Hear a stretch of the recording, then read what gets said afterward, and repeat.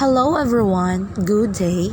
So today in this video, we are going to discuss about the classification of polynomials. There are certain category that we are going to consider in classifying the polynomials.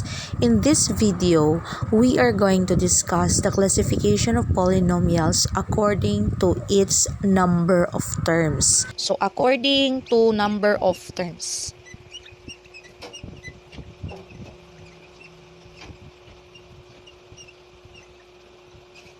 So, the first one is what we call monomial.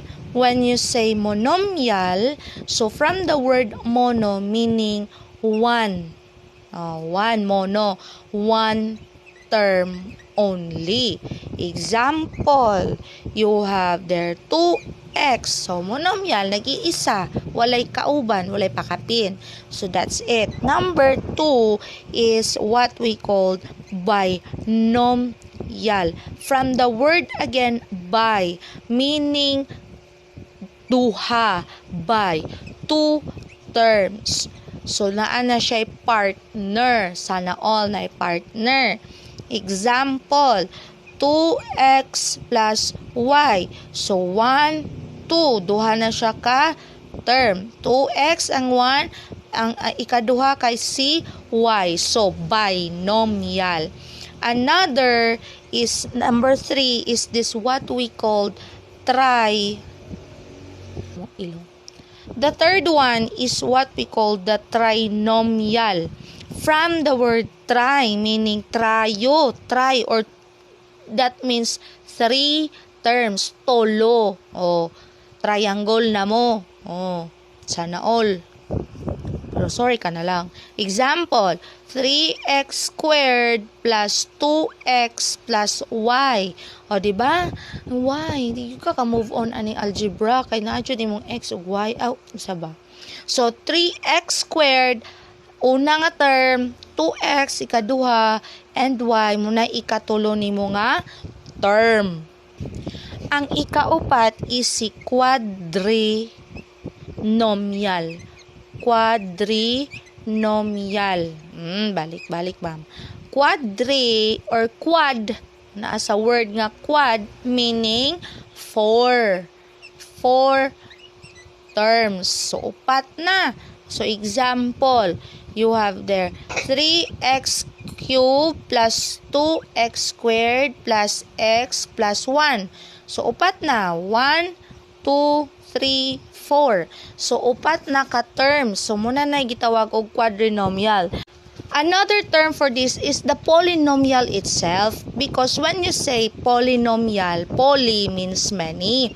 So, more than 4 or more than 4, polynomial na gina siya. Kay poly, many na siya. So, ma'am, na daghan day ma'am, na instances ma'am, nga daghan kay siya ma'am.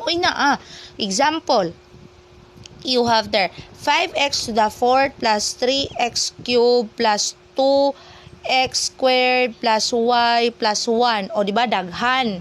So, 1, 2, 3, 4, 5. Diba daghan na? More than 1 is many.